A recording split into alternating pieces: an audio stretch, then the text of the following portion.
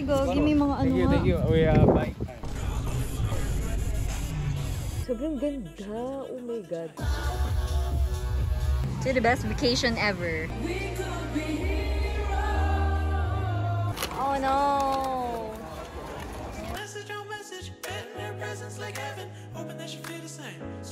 It's our second day here in Bali, but our last day here in Airbnb. Mag-check out na kami in a bit and then transfer kami ng ibang hotel or ibang accommodation. Later, pupunta din tayo sa DWP. So actually, first time ko lang na maka-experience ng yung music event na international. Sa Philippines, na-try ko naman na si Alesso yung first DJ na napakinggan ko. If I can remember it correctly.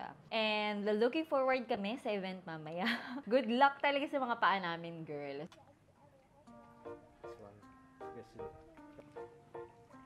Floating breakfast. Ay, alalim mo naman sobra.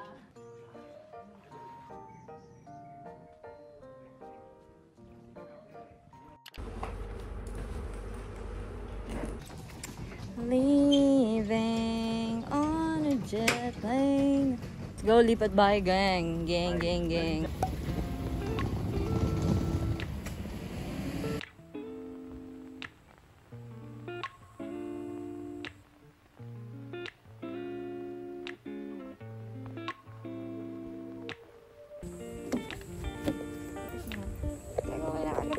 Gamber.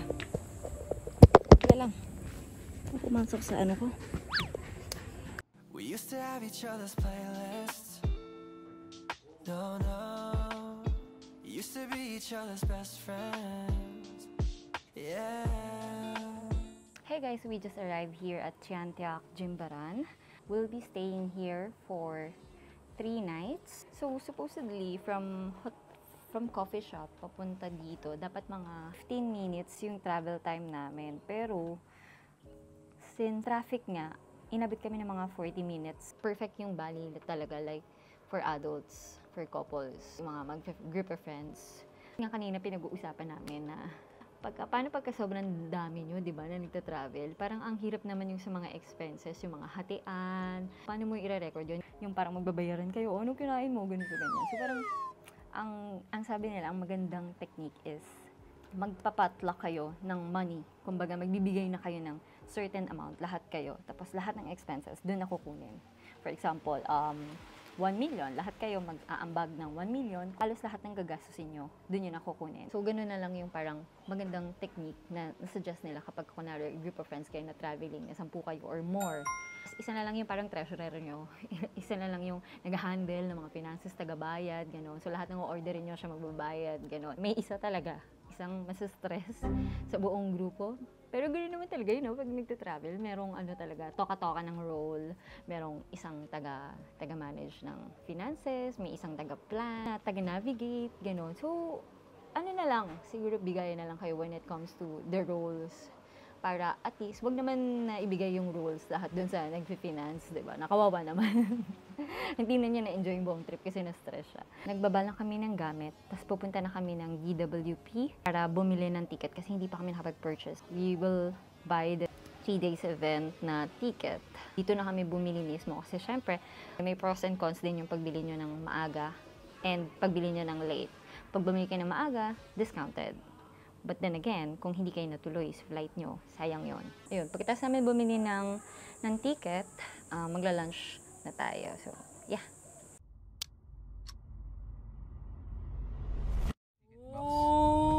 Right. Hello. Buy ticket? Hello. Where buy ticket, sir? Yeah, kapre. Tapos? Yeah. Okay.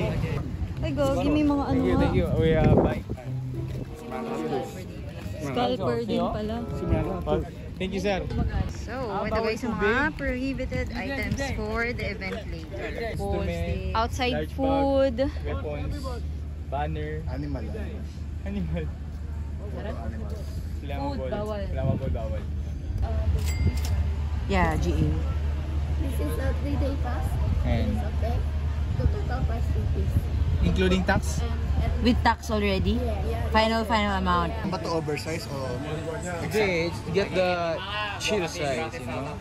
Make everything mild, so everybody can taste it. I'll get Bobby. Hey guys, we are here at Celebes Cafe to try their Indonesian food. But then, sobrang malas namin kasi it's already 4 p.m. given naman na baka naubos na yung mga pagkain nila kasi limited lang daw yung sinaserve nila na meat. So, itatawid na lang talaga namin to. Pero it's one of the recommended in Google. Nag-check out kami dun sa Airbnb. Tapos, 2 o'clock, nag-check-in kami dun sa another hotel. And then, pumunta pa kami ng GWK para bumili ng ticket namin for the event mamaya. And yung nabili namin is 3-day pass. So, ayun guys, sinasabi nila kanina na okay din na bumili ka ng early access kasi mas makakamura ka. Pero yun nga lang, kailangan na maaga kang pupunta dun sa event, like 7 p.m. Eh kami, ayaw naman namin pumunta na sobrang aga kasi nakakapagod yun, diba? Sa atin, diba, mga nagsastart yung mga event 6 p.m. pa lang or mga may araw pa, diba? Tapos matatapos ng 12 a.m. Pero, yung dito, nagsastart sila ng mga gabi na, tapos matatapos ng 3 a.m. Kahit sa ibang event ganun din na yung mga music fest, talagang natatapos na ng 12 a.m. Kasi nga, diba, sleeping time na, diba, baka maka-istorbo ako sa mga tao sa paligid. So, yun, dito lang talaga yung kakaibang event na hanggang 3 a.m. hanggang madaling araw, rakraka.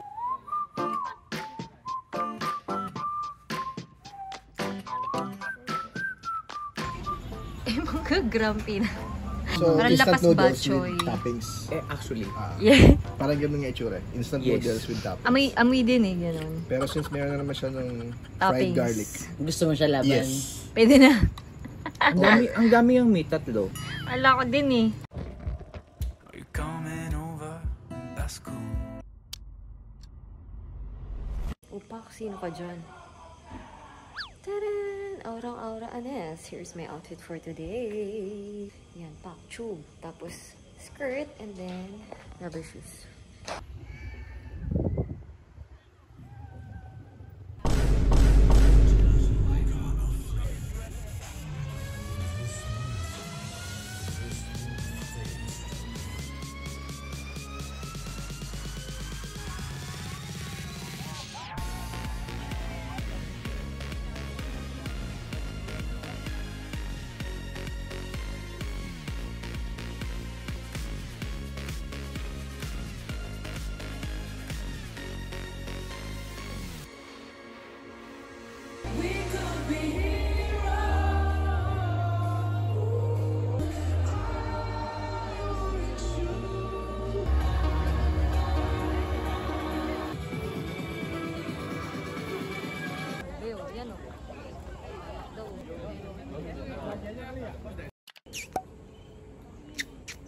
Good morning! Actually, afternoon na pala. It's already 1 p.m. Pasensya na guys, hindi ko na kayo na-update kagabi. Enjoy na enjoy ang tito-tita mo. Ayan, may ano pa kami, wristband. Yung wristband guys, hindi pwede tanggalin kasi 3 days event. So, dito lang siya. Pero waterproof naman daw ito. Kasi nandito yung mga pang token, pambili namin ng pagkain. Grabe, natulog na kami mga 6:30 a.m. Natapos yung event mga 3 a.m. Grabe, hindi ko na kaya yung ganun. Nasakit ng pa ako ngayon actually. Sobrang ganda! Oh my God! Actually, kukwento ko pala muna sa inyo yung venue. Yung pailaw, B. Mga neon lights. Tapos, yung place, yung venue na bato-bato, na parang may mga statue, ganyan. Ang angas ng dating. Iba yung atake ng venue talaga. Nakaka-wow. How I wish meron din tayo sa Philippines yung mga ganong klaseng venue para at least, di ba, merong mga DJ din na magpe-play na bongga. Hindi ka pa nakakarating dun sa may mismong ganap ng DJ. Nahulas ka na. Kasi, aakyat ka ng hagdanan. Alam mo yung parang Baguio levels. Di ba may parang hagdanan doon? Lakad kami doon, ang taas. So, pag aakyat sa taas, hindi pa doon. Pero may DJ na nagpe-play. Doon ako nagulat. Sabi ko, ba't hindi pa ito yung main event? Pero ang ganda na ng bungad. I think it's one way na rin para i-scatter yung mga tao. Para at least hindi sila magkukumpulan sa isang side lang. Pwede mag-cause ng stampede, right? Walang cash doon sa loob. Gagamitin mo yung ganito. Token mo na nandito. 500,000 IDR is 10 tokens plus 1. Pagka doon ka sa cash lane pumila. Pero kapag ka doon ka sa card lane pumila, hindi mo makukuha yung plus 1. Sayang din naman kasi yung bottled water doon is 1 token, diba? Big rin yun. Kung naubusan man kayo dito ng tokens na pambili nyo ng food, drinks, pwede rin naman kayo mag-top up dun sa taas. Pagpasok, daming DJ. Ang ganda ng stage. Ang daming tao. Sa food, may mga pizza, ganun, pasta, fries, burger, ganun. So, marami namang options ng pagkain para at least di na rin kayo lalabas. So, may pinasukan pa kami ng parang narrow street. Tapos, patawid sa kabila. Sa kabila, ganun din. May DJ na nagpa-play. Nakaduri kami, nakalagay next level experience. So, ito na. Feel ko, papunta na kami sa may sa exciting part. Tapos, nakita ko na yung stage, like, oh my God, sobrang laki. Sobrang laki ng stage. First time ko makakita ng ganun sa buong buhay ko. Kasi actually, first time ko na din naman na umattend ng international event. And hindi naman ako nagsisi. Alam mo, maganda yung ng set ng DJ. Pagka sober ka, tapos na-appreciate mo siya. Sobrang na-appreciate ko talaga yung mga lights. Parang sabi ko, oh my God. Tapos may mga puff fireworks at saka mga paapoy-apoy, kinemerot pa. And finally, si Alesso, may pocha. Lagi na hindi sumispot si Alesso, pero this time sumipot naman siya. Ang ganda ng set niya, wala akong masabi. Mapapaluha ka kung sinasabayan mo yung kanta niya. Ang daming Pinoy actually na pumunta sa event, kaya masaya. Tapos nung 3 AM, umuwi na kami. Fairness naman, sobrang saya ng event kagabi. Day 1 pa lang. Mayroon pang day 2 at day 3. Pero yung day 3 siguro hindi na rin namin tatapusin kasi nga flight na namin the next day. And I'll see you guys later. Hey guys, good afternoon. It's already 4 p.m. at ngayon pa lang kami lalabas. Nagugula na yung chan ko kung anong oras siya kakain. Anyway, coffee muna tayo kasi baka kape lang to. Kailangan ko lang ng kape. Yes.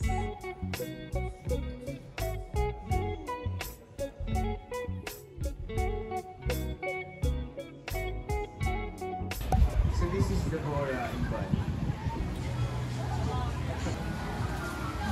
Hey guys, so we are here at Hatiko Jimbaran to eat lunch.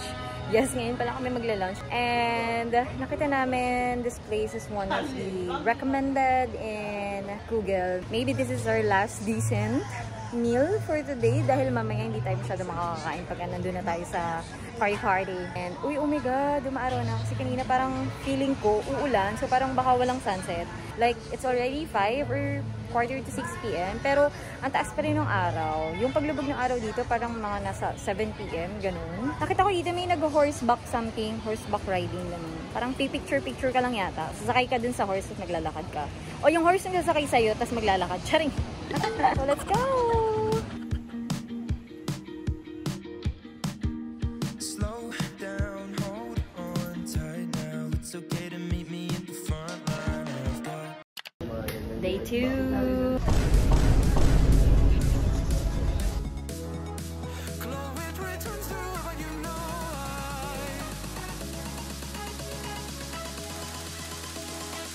long to witness your Juba smiling.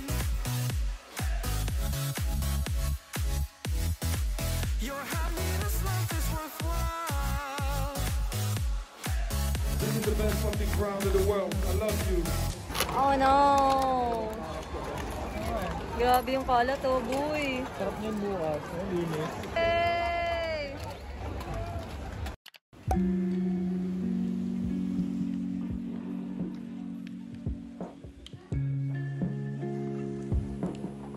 Seafood pasta. Go! Breakfast muna. Yay! Coffee done.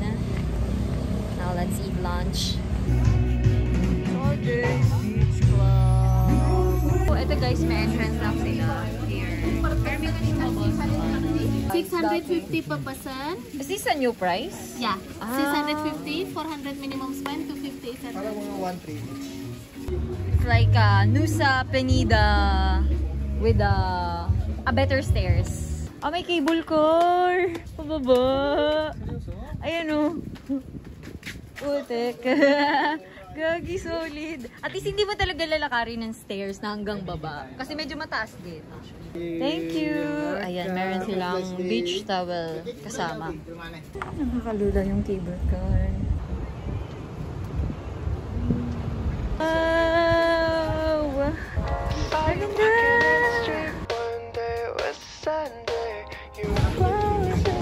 Yeah, what a way to end our Bali trip. This is the life. Yes. The life. This is the body vibe nila. the beach, the beanbags. That's it. Okay.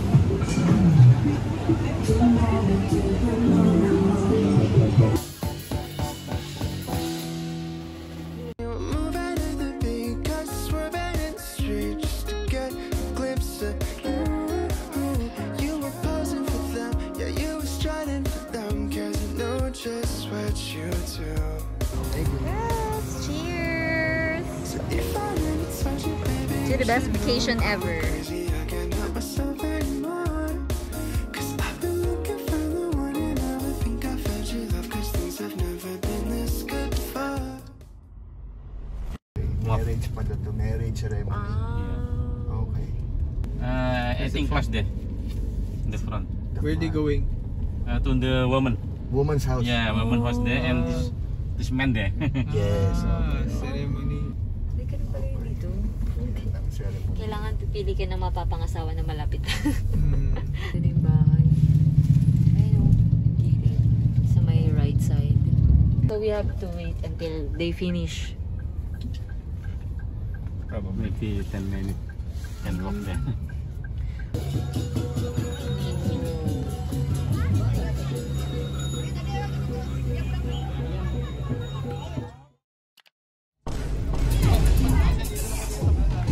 Parang iba ngayon.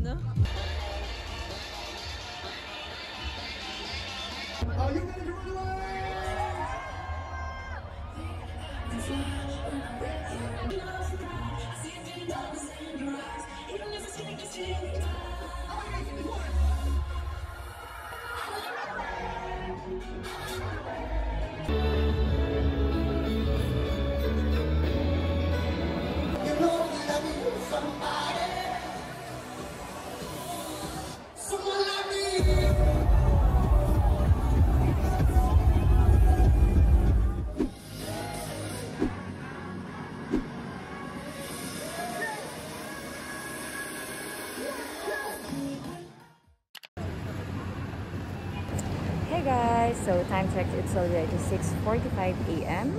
Our flight is at 8:45 a.m. or 8 a.m.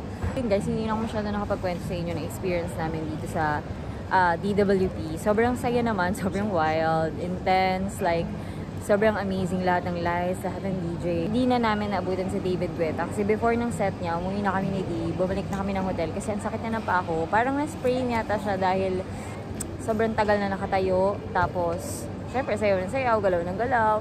And then also kasi maraming mga nakakalat na mga cans. Can ng beer sa sahig.